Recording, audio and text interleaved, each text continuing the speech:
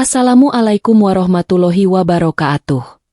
Salam bahagia selalu buat sahabat channel Misteri Goib. Mari kita simak dan mulai ceritanya. Di sebuah desa yang terisolasi jauh dari hiruk-pikuk kota, hiduplah sebuah keluarga sederhana. Keluarga itu terdiri dari Ayu, sang ibu yang sangat mencintai keluarganya, dan suaminya, Rudi, yang seorang petani yang keras bekerja.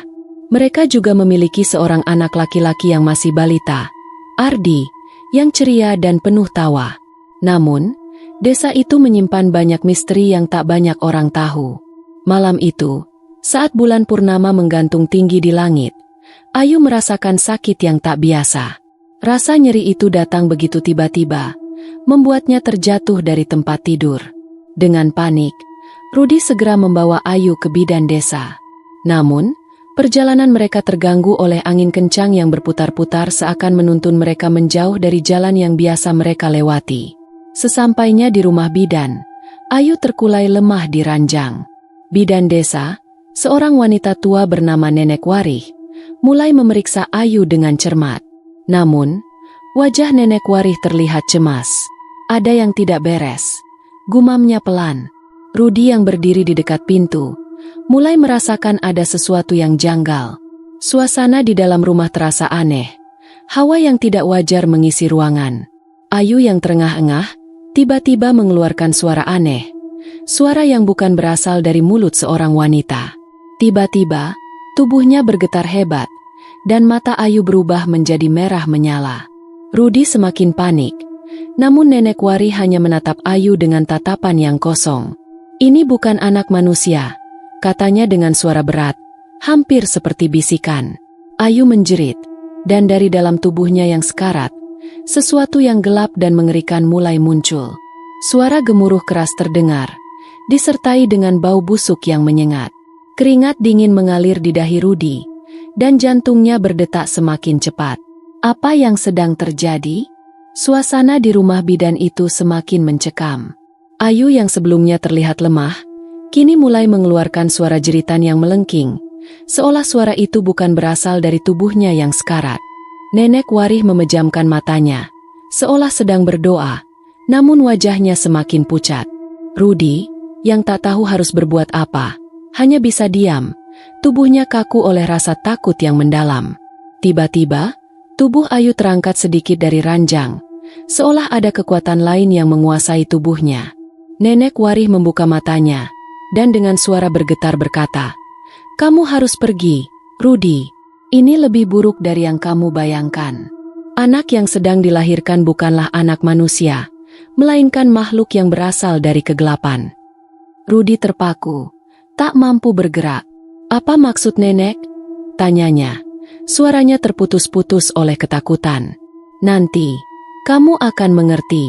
Tapi, sekarang kamu harus pergi, atau kamu akan kehilangan lebih dari yang kamu bayangkan."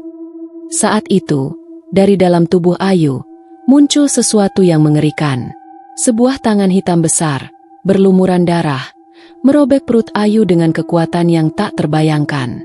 Jeritan Ayu semakin keras, begitu juga dengan suara dentingan keras seperti logam yang pecah. Rudi terjatuh ke lantai, ketakutan menyelimuti seluruh tubuhnya. Namun, dia tak bisa berpaling, matanya terkunci pada kejadian yang sangat tidak wajar itu. Dengan sekali tarikan, tangan hitam itu mengangkat tubuh Ayu, membelah perutnya, dan dari dalamnya keluar sosok yang menyeramkan.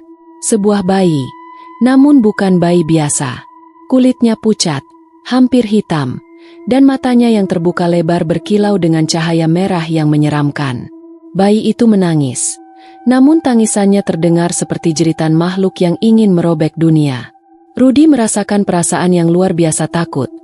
Namun juga ada sebuah ikatan tak kasat mata yang membuatnya tak bisa meninggalkan Ayu. Nenek Warih menghela napas panjang dan berkata, "Ini adalah takdir yang tak bisa dielakkan.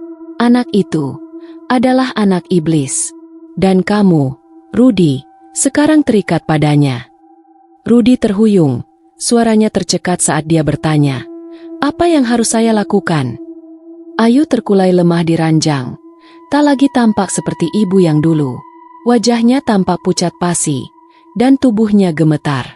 Bayi itu, yang kini terbaring di sampingnya, tetap menangis dengan suara yang begitu mencekam. Setiap tangisannya seakan menggema di seluruh ruangan, membuat udara terasa berat dan penuh ketegangan. Rudy masih terpaku di tempatnya. Tubuhnya seperti tertahan oleh kekuatan yang tak tampak. Nenek Warih berdiri dengan pelan, mendekati bayi itu. "Jangan biarkan dia hidup, Rudy," kata Nenek Warih dengan suara yang dalam, penuh dengan kebijaksanaan dan ketakutan. "Ini bukan anak manusia. Dia adalah perwujudan kegelapan, yang akan membawa kehancuran pada segala sesuatu yang kau cintai." Rudy menatap Nenek Warih dengan tatapan bingung. "Tapi, ini anak kami. Bagaimana bisa saya?" Suaranya terputus, tak sanggup mengucapkan kata-kata selanjutnya.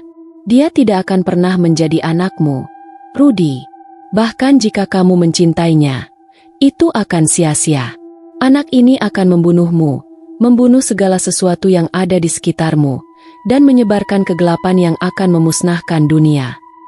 Nenek Warih menundukkan kepalanya, seperti menahan sebuah penyesalan yang dalam. "Aku hanya bisa memberitahumu bahwa nasibmu telah tertulis." Rudy merasakan kegelisahan yang begitu besar. Hatinya terbelah antara perasaan cinta terhadap Ayu dan ketakutannya terhadap kenyataan yang ada. Namun, ketika dia menoleh pada bayi itu, matanya yang merah dan penuh kebencian menatapnya dengan tajam, seakan-akan mengerti ketakutannya. Suara tangisan bayi itu semakin keras, berubah menjadi suara teriakan yang menggetarkan seluruh ruangan. Rudy menjerit, namun suaranya tenggelam dalam teriakan bayi yang semakin memekakan telinga. Sekonyong-konyong, bayi itu berhenti menangis dan menatap langsung ke arah Rudy, dengan mata merah menyala yang menembus jauh ke dalam jiwanya. Sebuah tawa lembut terdengar, bukan dari mulut bayi itu, tetapi dari dalam dirinya. Tawa itu seperti sebuah bisikan yang datang dari kedalaman kegelapan, membawa serta aura ancaman yang tak terkatakan. "Lihatlah," bisik Nenek Warih. "Sekarang dia tahu siapa yang sebenarnya dia incar. Kamu tidak bisa melarikan diri dari takdir ini, Rudy. Anak ini bukan hanya milikmu, tetapi juga milik kegelapan yang datang untuk menuntut jiwa." Rudy terhuyung, tubuhnya mulai lemas, tidak bisa berpaling. Bayi itu mendekat dengan perlahan, dan setiap langkahnya semakin mendekatkan kegelapan yang mengerikan. Rudy ingin melarikan diri, namun kakinya terasa seperti tertanam dalam tanah. Ketakutan semakin menguasai seluruh tubuhnya, dan dalam kepanikan yang mendalam, dia akhirnya berteriak, "Apa yang harus saya lakukan, Nenek? Bagaimana saya bisa menghentikannya?" Nenek Warih hanya menatap dengan tatapan penuh penyesalan. "Tidak ada yang bisa menghentikannya, Rudy. Kegelapan telah terlahir, dan tidak ada yang bisa membalikan waktu." Saat itu, bayi iblis itu mulai bergerak lebih cepat, dan Rudy merasakan cengkeramannya yang sangat kuat, seakan-akan bayinya sendiri sudah siap untuk menuntut balas. Tanya Ceripeti. Saat bayi iblis itu semakin mendekat, hawa dingin yang luar biasa menyelimuti seluruh ruangan. Rudy merasakan sesuatu yang lebih mengerikan daripada sekadar rasa takut, sebuah ketakutan yang datang dari dalam dirinya sendiri, seolah ada sesuatu yang ingin menguasai dirinya, memaksanya untuk menyerah pada kegelapan yang ada di hadapannya. Setiap langkah bayi itu menggema di seluruh rumah, seperti bunyi langkah makhluk besar yang berjalan perlahan menuju kehancuran. Rudy berusaha menarik diri, namun tubuhnya kaku, seakan-akan tak bisa bergerak. Bayi iblis itu mengangkat tangan kecilnya, dan dari tangan itu muncul asap hitam pekat yang melingkari tubuh Rudy, membuatnya semakin terperangkap. Nenek Warih yang sudah berdiri jauh di belakang, tidak bisa berbuat apa-apa. Dia hanya bisa melihat dengan tatapan penuh penyesalan, tahu bahwa segala sesuatu yang telah terjadi tak bisa lagi dibatalkan. "Tidak ada yang bisa menyelamatkanmu, Rudy." Suara Nenek Warih terdengar lembut namun penuh berat. "Takdir telah dijalani. Kamu telah terikat pada kegelapan itu." Dengan satu gerakan cepat, bayi iblis itu meraih leher Rudy, dan tubuhnya terseret oleh kekuatan yang tak terbayangkan.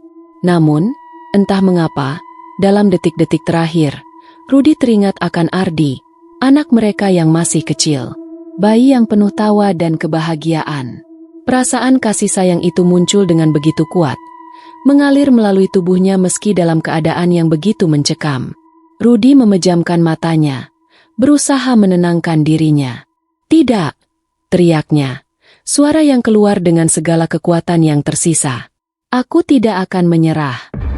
Namun, suara tawa bayi iblis itu semakin keras, dan tiba-tiba, Rudy merasa sebuah kekuatan tak terlihat menarik jiwanya keluar dari tubuhnya. Seperti menarik tali yang menghubungkan tubuh dan jiwa, Rudy merasakan dirinya semakin jauh dari dunia ini, semakin tenggelam dalam kegelapan. Pada saat itu, ada sesuatu yang sangat aneh. Bayi iblis itu berhenti bergerak dan menatap wajah Rudy dengan mata merahnya yang tajam, seolah-olah sedang mengamati jiwa yang berusaha keluar. Ada keheningan yang mencekam, seolah waktu terhenti sejenak. Lalu, dengan suara lembut namun penuh ancaman, bayi iblis itu berbisik, "Kamu tidak akan pernah bebas, Rudy. Kamu adalah bagian dari kami sekarang." Tiba-tiba, tubuh Rudy terasa ringan. Ia seperti melayang, tak bisa lagi merasakan tanah di bawahnya. Keheningan itu berubah menjadi kegelapan yang menyelubungi segala sesuatu, dan Rudy terperangkap dalam ruang yang tak dikenal, di mana hanya ada bayangan dan suara tawa yang menakutkan. Rudy tahu, tak ada jalan keluar dari ini. Anak iblis itu telah terlahir, dan kegelapan itu telah mengikat dirinya selamanya. Desa itu, keluarganya, dan segala yang pernah ia cintai akan hancur di bawah bayang-bayang makhluk itu. Di luar, bulan purnama semakin terang, dan angin berhembus kencang, membawa bisikan-bisikan kegelapan yang semakin mendekat. Tertulis dalam takdir, bahwa kegelapan yang telah lahir itu tidak akan pernah pergi, dan kini, ia sudah terikat pada dunia ini selamanya. Tanya ChatGPT.